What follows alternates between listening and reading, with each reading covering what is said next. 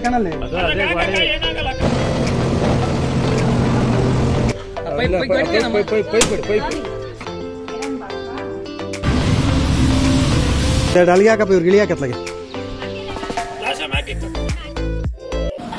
ನಮಸ್ಕಾರ, welcome back to my YouTube channel. ನಾನು ನಿಮ್ಮ ಕಾವ್ಯ ಗೌಡ. ಸೊ ಇವತ್ತಿನ ವ್ಲಾಗ್ನ ಕೂಡ ಶುರು ಮಾಡ್ತಾ ಇದ್ದೀನಿ. ಸೊ ಇವತ್ತು ನೋಡ್ತಾ ಇರ್ಬೋದು, ದೊಡ್ಡ ಪಾತ್ರೆ ಇಟ್ಟು ಅಡುಗೆನ ಮಾಡ್ತಾ ಇದ್ದೀವಿ. ಟೊಮೊಟೊ ಬಾತ್ ಮಾಡ್ತಾ ಇದ್ದೀವಿ. ಲಾಸ್ಟ್ ವ್ಲಾಗಲ್ಲಿ ಹೇಳಿದ್ದೆ ನಾನು, ಇವತ್ತು ಎಲ್ಲ ಕೆಲಸಗಳು ಮುಗೀತು ಮನೆಯದು. ಇನ್ನೇನು ಫೈನಲ್ ಆಗಿ ಇವತ್ತು ಮೋಲ್ಡ್ ಹಾಕ್ತಾ ಇದ್ದೀವಿ. ಆ ಕೆಲಸ ಶುರು ಆಗ್ತಾ ಇದೆ. ಹಾಗಾಗಿ ಮೋಲ್ಡ್ ಹಾಕೋ ದಿನ ಸಿಕ್ಕಾಪಟ್ಟೆ ಜನ ಬರ್ತಾರೆ. ಹಾಗಾಗಿ ಒಂದು 15ರಿಂದ 20 ಜನ ಅಂತೂ ಕೆಲಸ ಮಾಡೋಕ್ಕೆ ಬರ್ತಾ ಇದ್ದಾರೆ. ಹಾಗಾಗಿ ಇವತ್ತು ನಮ್ಮ ಮನೆಯ ಸೆಕೆಂಡ್ನೇ ಪೂಜೆ ಅಂತ ಹೇಳ್ಬೋದು. ಮನೆ ಸ್ಟಾರ್ಟ್ ಮಾಡಿದಿಂದ ತರ ಪೂಜೆ ಒಂದು ಸರಿ ಮಾಡಿದ್ದಾಯಿತು. ಇವತ್ತು ಸೆಕೆಂಡು ಮೋಲ್ಡ್ ಪೂಜೆ ಮಾಡ್ತಾ ಇದ್ದೀವಿ. ಸೊ ಮೋಲ್ಡ್ ಪೂಜೆಗೆ ಏನೇನು ಬೇಕು ಎಲ್ಲನೂ ರೆಡಿ ಮಾಡಿ ಇಟ್ಕೊಂಡಿದ್ದೀವಿ. ಆ ಕಡೆ ಬೆಳಗ್ಗೆ ತಿಂಡಿಗೆ ಟೊಮೊಟೊ ಬಾತ್ನ ಮಾಡಿದ್ವಿ. ಸೊ ಇಲ್ಲಿ ನಾವು ಒಬ್ಬರು ಭಟ್ರಿಗೆ ಹೇಳಿದ್ವಿ, ಅವರು ಬರೋದು ಲೇಟ್ ಆಯಿತು ಅಂತ ನಾವೇ ಟೊಮೊಟೊ ಬಾತ್ನ ಕೂಡ ಮಾಡಿದ್ವಿ. ನಮ್ಮ ಅಕ್ಕ ಮಾಡಿದ್ಲು, ತುಂಬಾ ಚೆನ್ನಾಗಿ ಬಂದಿತ್ತು. ಸೊ ಮೆಸ್ಸಿಯಾಗಿರುತ್ತೆ, ಏನು ಅನ್ಕೋಬೇಡಿ, ಅಡ್ಜಸ್ಟ್ ಮಾಡ್ಕೊಳ್ಳಿ. ಜಾಸ್ತಿ ಜನ ಜಾಗ ಇಲ್ಲ, ಹಾಗಾಗಿ ಸೊ ಹೊರಗಡೆ ಎಲ್ಲನೂ ತರಕಾರಿ ಎಲ್ಲ ಹಚ್ತಾ ಇದ್ದಾರೆ. ಅಂದರೆ ಬೆಳಗ್ಗೆ ಟಿಫನ್ ಎಲ್ಲ ರೆಡಿ ಮಾಡಿ ಆಯಿತು, ಟೊಮೊಟೊ ಬಾತ್ ರೆಡಿ ಮಾಡಾಯಿತು. ಎಲ್ಲರೂ ಟಿಫನ್ ಮಾಡ್ತಾ ಇದ್ದಾರೆ. ಬೆಳಗ್ಗೆನೆ ಬಂದಿದ್ರು, ಎಲ್ಲ ಟಿಫನ್ ಮಾಡ್ತಾ ಇದ್ದಾರೆ. ಈಗ ಕೆಲಸಕ್ಕೆಲ್ಲನೂ ರೆಡಿ ಮಾಡ್ಕೊಂಡಿದ್ದಾರೆ, ನೋಡ್ತಾ ಇರ್ಬೋದು ಮೋಲ್ಡ್ ಹಾಕೋಕ್ಕೆ. ಸೊ ಅದಾದಮೇಲೆ ಮಧ್ಯಾಹ್ನದ ಊಟಕ್ಕಂತ ಎಲ್ಲನೂ ತರಕಾರಿ ಹಚ್ಕೊಡ್ತಾ ಇದ್ದಾರೆ. ಭಟ್ರು ಬಂದಿದ್ರು, ಆದರೂ ಕೂಡ ಅವ್ರಿಗೆಲ್ಲನೂ ರೆಡಿ ಮಾಡಿ ಕೊಡಬೇಕು, ಅವ್ರು ಮಾಡೋದಷ್ಟೇ.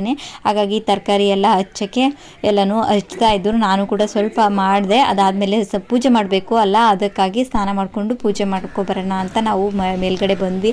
ಮೇಲ್ಗಡೆ ಹತ್ತೋ ಅಷ್ಟರಲ್ಲಿ ಸಿಕ್ಕಾಬಟ್ಟೆ ಸಾಹಸ ಮಾಡ್ದಂಗೆ ಆಯಿತು, ಕಷ್ಟ ಆಯಿತು. ಏಕೆಂದರೆ ಚಪ್ಪಲ ಹಾಕೋ ಬರಬೇಕಾಗಿತ್ತು.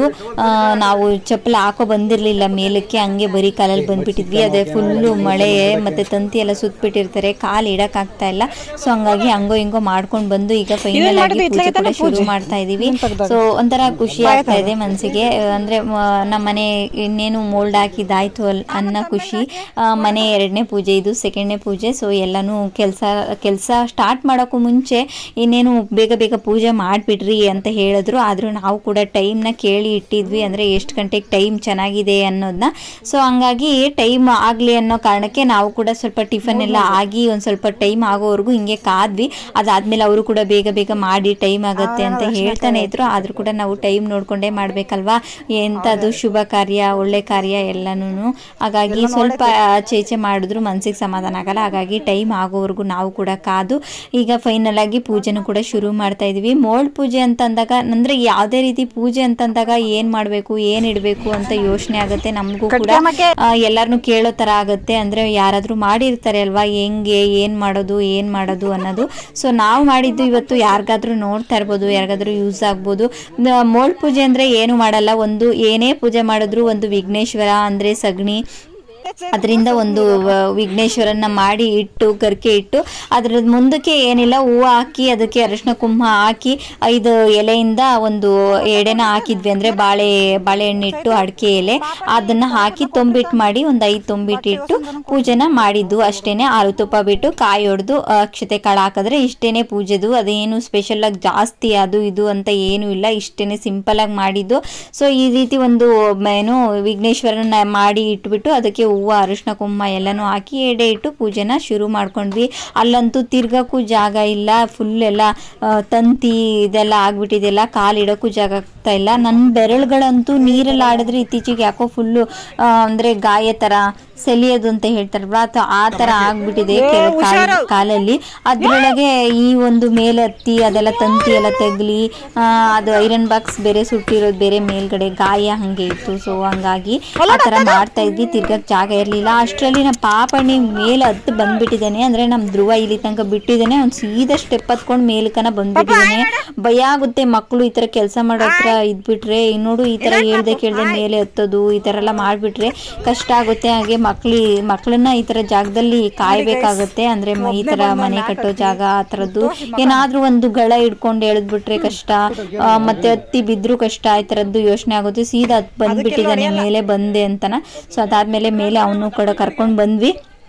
ಕರ್ಕೊಂಡು ಬಂದು ಹಿಂಗೋ ಪೂಜೆ ಮಾಡ್ತಾ ಇದ್ವಿ. ಇಲ್ಲಿ ನಿಂತ್ಕೊಂಡು ಪೂಜೆ ಮಾಡಕ್ ಹೋಗಲ್ಲ, ಕುತ್ಕೊಳ್ಳಬಾರ್ದು ಅನ್ಕೊಂಡು ಈ ತರ ಮಾಡ್ತಾ ಇದ್ವಿ. ಅದಾದ್ಮೇಲೆ ಪೂಜೆ ಎಲ್ಲ ಆಯ್ತು. ತೆಂಗಿನಕಾಯಿ ಹೊಡಿಬೇಕು. ತೆಂಗಿನಕಾಯಿ ಹೊಡಿಯೋಕೆ ಇಲ್ಲಿ ಜಾಗನೇ ಇಲ್ಲ. ನಾವು ಕೂಡ ಏನು ತಗೊಂಡ್ ಬಂದಿಲ್ಲ. ಕೆಳಗಿಂದ ಒಂದು ಕಲ್ಲು ಏನಾದ್ರು ತಗೊಂಡ್ ಬರ್ಬೇಕಾಯ್ತು. ಅದಕ್ಕೆ ಕಬ್ಬಣಕ್ಕೆ ಕುಡ್ತಾ ಇದ್ದೀನಿ, ಅದು ಹೊಡಿತಾನೆ ಇಲ್ಲ. ಸಾಹಸ ಮಾಡ್ತಾ ಇದ್ದೀನಿ, ಅಲ್ಲೊಡಿ ಇಲ್ಲೊಡಿ ಅಂತ ಹೇಳ್ತಾನೆ ಇದ್ದಾರೆ. ನಾನು ಮಾಡ್ತಾ ಇದ್ದೀನಿ, ಬಟ್ ಅದು ಆಗ್ತಾನೆ ಇಲ್ಲ. ಸೊ ಕುಟ್ಟಿ ಸಾಕಾಯ್ತು. ಅದಾದ್ಮೇಲೆ ಅಲ್ಲಿ ಏನು ಉದ್ದಕ್ಕೆ ನಿಲ್ಸಿದ್ದಾರೆ ನೋಡಿ ಸಿಮೆಂಟ್ ಮೇಲ್ಗಡೆ ಬರಕ್ಕೆ, ಅದಕ್ಕೆ ಆ ಒಂದು ಪೈಪ್ ಕುಟ್ಟು ಹೊಡಿಯುತ್ತೆ ಅಂತ ಹೇಳಿದ್ರು. ಸೊ ಅದಾದ್ಮೇಲೆ ಅದಕ್ಕೊಂದು ಏಟ್ ಹೊಡೆದೆ, ಅದು ಕೂಡ ಕಾಯಿ ಓಪನ್ ಆಯ್ತು. ಅಷ್ಟು ಓದ್ ಸಾಹಸ ಮಾಡಿದಾಯ್ತು, ನನ್ನ ಕೈಯಲ್ಲಿ ಅದು ಹೊಡಿಲೇ ಇಲ್ಲ. ಅದಾದ್ಮೇಲೆ ಅಲ್ಲಿ ಕುಟ್ಟಿದ್ದಾದ್ಮೇಲೆ ಹೊಡೀತು. ಸೊ ಈ ತರ ಎಲ್ಲ ಪೂಜೆನ ಶುರು ಮಾಡ್ತಾ ಇದ್ದೆ. ಅಂದ್ರೆ ಇಲ್ಲಿ ಬೇರೆಯವರೆಲ್ಲ ಕರ್ಕೊಂಡು ಬಂದಿಲ್ಲ ನಾವೇನು ಯಾರನ್ನೂ. ಹೆಣ್ಮಕ್ಳು ಮೇಲ್ಗಡೆ ಅಂದ್ರೆ ಹೆಣ್ಮಕ್ಳನ್ನ ಕರ್ಕೊ ಬರ್ಬೇಕಾಗಿತ್ತು. ನಾನು ನಮ್ಮ ಅಕ್ಕ ತಂಗಿ ಬಂದಿದ್ವಿ, 3 ಜನ ಬಂದಿದ್ವಿ. ಏಕೆಂದರೆ ಮೇಲ್ಗಡೆ ಹತ್ತಕ್ಕೆ ನಮ್ಮ ಅಮ್ಮಂಗಂತೂ ಮೇಲ್ಗಡೆ ಹತ್ತಕ್ಕಾಗಲ್ಲ. ನಮ್ಮಮ್ಮನ ಅಂದರೆ ದೊಡ್ಡವ್ರು ಯಾರಿಗೂ ಮೇಲ್ಗಡೆ ಹತ್ತಿ ಬರೋಕೆ ಆಗೋದೇ ಇಲ್ಲ. ಇಲ್ಲಿ ಇನ್ನೂ ಸ್ವಲ್ಪ ಸ್ಟೆಪ್ ಹಾಕಿಲ್ಲ, ಕೆಳಗಡೆ ಮಾತ್ರ ಸ್ಟೆಪ್ ಹಾಕಿದ್ದಾರೆ. ಈ ಕಡೆ ಎಲ್ಲ ಇನ್ನೂ ಸ್ವಲ್ಪ ಸ್ಟೆಪ್ ಹಾಕೋದಿದೆ.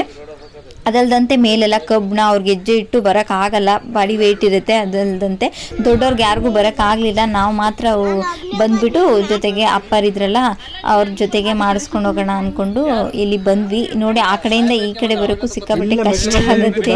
ಫುಲ್ಲು ನನ್ನ ಬೆರಳಂತೂ ಸಿಕ್ಕಾಬಟ್ಟೆ ನೋವಾಗ್ಬಿಟ್ಟಿತ್ತು, ಹೆಜ್ಜೆ ಇಡಕ್ಕೆ ಆಗ್ತಾ ಇರಲಿಲ್ಲ ಅವತ್ತು, ಹಂಗಾಗ್ಬಿಟ್ಟಿತ್ತು. ಸೊ ಅದಾದ್ಮೇಲೆ ಒಬ್ಬರಾದ್ಮೇಲೆ ಒಬ್ರು ಪೂಜೆ ಮಾಡಿದ್ವಿ. ನಾನು ಪೂಜೆ ಮಾಡಿದೆ, ಅದಾದ್ಮೇಲೆ ಅಕ್ಕ ಪೂಜೆ ಮಾಡಿದ್ಲು. ಅಟ್ಲೀಸ್ಟ್ ಒಂದು 5 ಜನ ಆದ್ರೂ ಪೂಜೆ ಮಾಡಿ ಹಾಲು ತುಪ್ಪ ಬಿಡ್ಬೇಕಲ್ವಾ. ಸೊ ಹಾಗಾಗಿ ಪೂಜೆ ಮಾಡ್ತಾ ಇದ್ರು ಅವರು ಕೂಡ.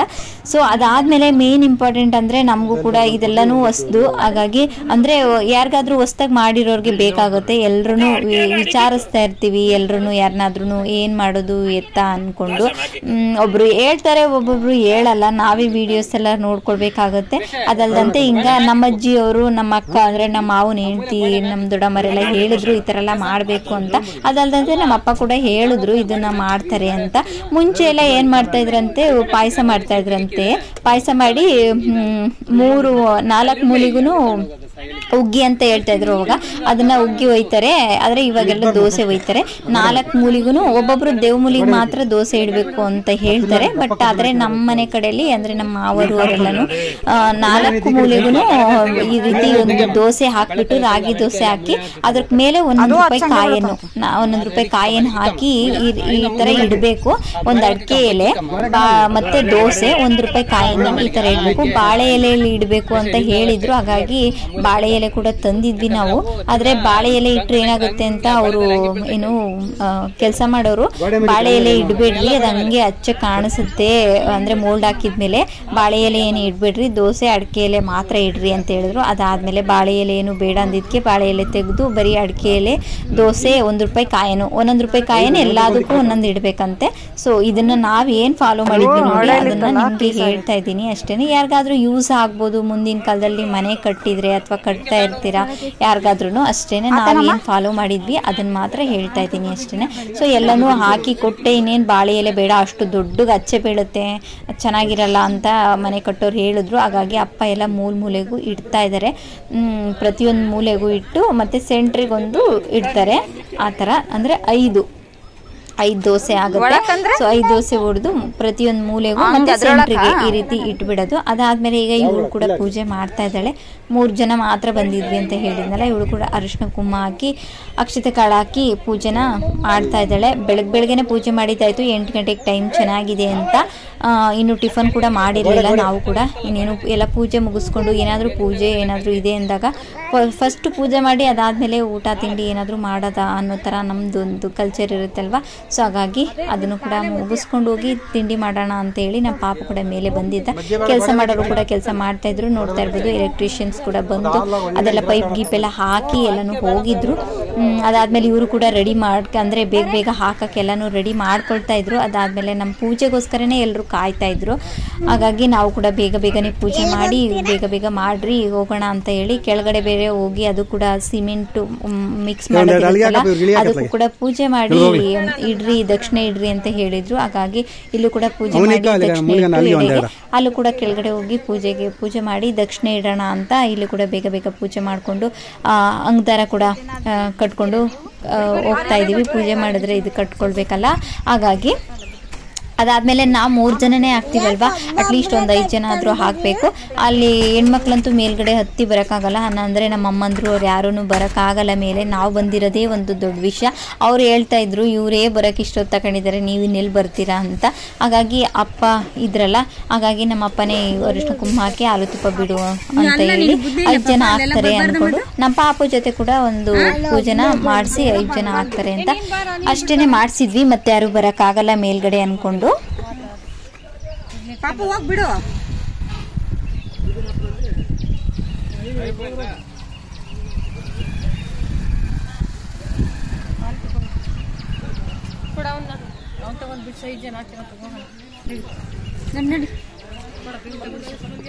ಹಂಗೆ ಹಾಲು ತುಪ್ಪ ಒಂದು ಬಿಡಿಸಿ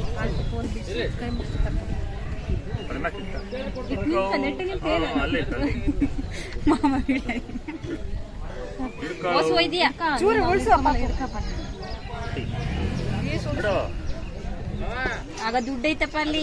ಇರ್ಲಿ ಬಿಡು, ಏನಾಗಲ್ಲ ಅಂದ್ರೆ ಏನಾಗ ದುಡ್ಡಿ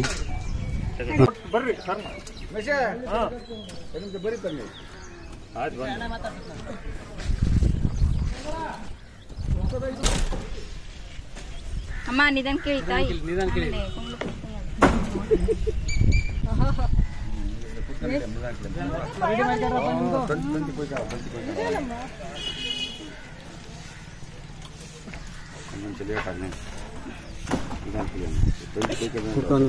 ನಾವು ಪೂಜೆ ಎಲ್ಲ ಮಾಡಿಕೊಂಡು ಕೆಳಗಡೆ ಇಳಿದ್ವಿ. ಅವ್ರ ಕೆಲಸನ ಶುರು ಮಾಡಿಕೊಂಡ್ರು. ಅವ್ರು ಅಷ್ಟರಲ್ಲಿ ಟಿಫನ್ ಎಲ್ಲ ಮಾಡ್ಕೊಂಡಿದ್ರು.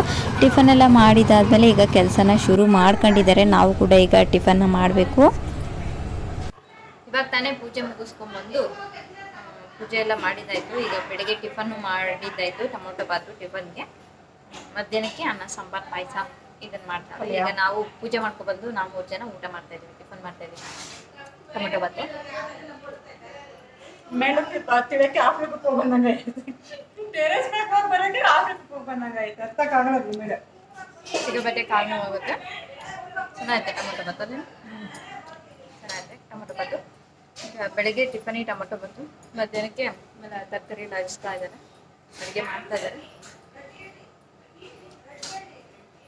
ಇವರು ಕೂಡ ಎಲ್ಲ ಫಾಸ್ಟಾಗಿ ಕೆಲಸನ ಶುರು ಮಾಡಿಕೊಂಡ್ರು. ಈ ಮಿಷಿನ್ ಸೌಂಡ್ ಅಂತೂ ಇವತ್ತಂತೂ ನಮ್ಮ ಮನೆಯಲ್ಲಿ ಏನು ಕೇಳಿಸ್ತಾನೆ ಇಲ್ಲ ಸೌಂಡು. ಏಕೆಂದರೆ ಜನ ಕೆಲಸ ಮಾಡೋರು ಅರ್ಚಾಟ ಕಿರ್ಚಾಟ ಮಾತಾಡೋದು ಜೊತೆಗೆ ಈ ಒಂದು ಮಿಷಿನ್ ಸೌಂಡು, ಹಂಗಾಗಿ ಅವರು ಕೂಡ ಜೋರಾಗಿ ಮಾತಾಡ್ತಾ ಇರ್ತಾರೆ. ಮತ್ತು ನಾವು ಮನೆ ಹತ್ರ ಗ್ಯಾಸು ದೊಡ್ಡದು ಒಲೆ ಇಟ್ಕೊಂಡು ಮಾಡ್ತಾ ಇರೋದು, ಅದು ಕೂಡ ಬರ್ರ ಅಂತಿರ್ತೈತೆ. ಸೌಂಡು ಹೆವಿ ಸೌಂಡ್ ಇವತ್ತು ಏನು ಕೇಳಿಸ್ತಾನೆ ಇಲ್ಲ. ಅಂದರೆ ಮೋಲ್ಡ್ ಹಾಕೋದಂದರೆ ಸ್ವಲ್ಪ ಬೇಗನೆ ಕೆಲಸನ ಮಾಡ್ತಾರೆ. ಮೋಲ್ಡ್ ಹಾಕೋದೇನು ಅಷ್ಟೊಂದು ತೀರಾ ಲೇಟ್ ಏನು ಆಗಲ್ಲ, ಬೇಗ ಫಾಸ್ಟಾಗಿ ತುಂಬ ಜನ ಬಂದಿರ್ತಾರಲ್ಲ, ಫಾಸ್ಟಾಗಿ ಎಲ್ಲ ಮಾಡ್ತಾ ಇರ್ತಾರೆ.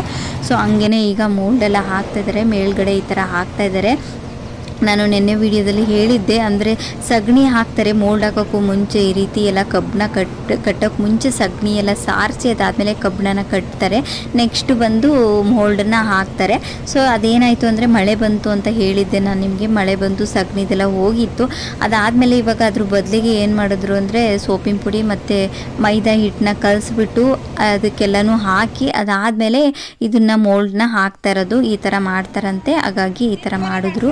ಸೋಪಿನ ಪುಡಿ ಮತ್ತು ಮೈದಾ ಹಿಟ್ಟು ಕಲಿಸ್ಬಿಟ್ಟು ಎಲ್ಲನೂ ಒಯ್ದು ಫ್ಲೋರ್ಗೆಲ್ಲನೂ ಅದಾದಮೇಲೆ ಮೋಲ್ಡನ್ನ ಹಾಕ್ತಾಯಿದ್ವಿ. ಪಾಯಸ ಕೂಡ ರೆಡಿ ಆಯಿತು. ಇವತ್ತು ಅಕ್ಕಿ ಪಾಯಸ ಮಾಡಿದ್ದು, ತುಂಬ ಚೆನ್ನಾಗಿ ಬಂದಿತ್ತು. ಅದಾದಮೇಲೆ ಅವರು ಕೂಡ ಟೀ ಎಲ್ಲ ಮಾಡಿ ಕೊಟ್ಟಾಯಿತು. ಟೀ ಟೈಮ್ ಕೂಡ ಆಯ್ತಲ್ವ, ಸೊ ಹಾಗಾಗಿ ಅವರು ಕೂಡ ಕೆಲಸ ಮಾಡ್ತಾಯಿದ್ರು ಮೇಲ್ಗಡೆ.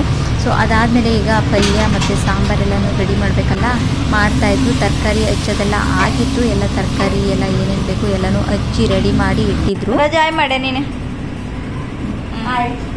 Okay done. ಇವಳು ಯಾರಂತ ಗೊತ್ತಾ? ಗೊತ್ತಿಲ್ಲ, ಯಾರಿಗೂ ಗೊತ್ತೇ ಇಲ್ಲ. ಗೊತ್ತಿಲ್ಲದೆ ಇರೋ ಪೀಸ್ ಅಂದರೆ ಇದೊಂದೇ ನನ್ನ ಚಾನಲ್ಗೆ. Suspense guys. ಇನ್ಮೇಲೆ ಬರೋಲ್ಲ ಗೈಸ್, ಮನೆಗೆ ಎಲ್ಲ ಜಗಳ ಆಡ್ತಿದ್ದಾರೆ. ನಾನಂತೂ ಬರಲ್ಲ, ನಾನು ತೋರ್ಸಲ್ಲ ಅಂತ ಮನೆಗೆಲ್ಲ ಕಾಂಪಿಟೇಷನ್ ಗೈಸ್, ಕಾಂಪಿಟೇಷನ್ ಇದೆ. ಅಬ್ಬಾ ಮಾಡಿದೆ ರೈಸು ರೆಡಿಯಾಗೈತಾ?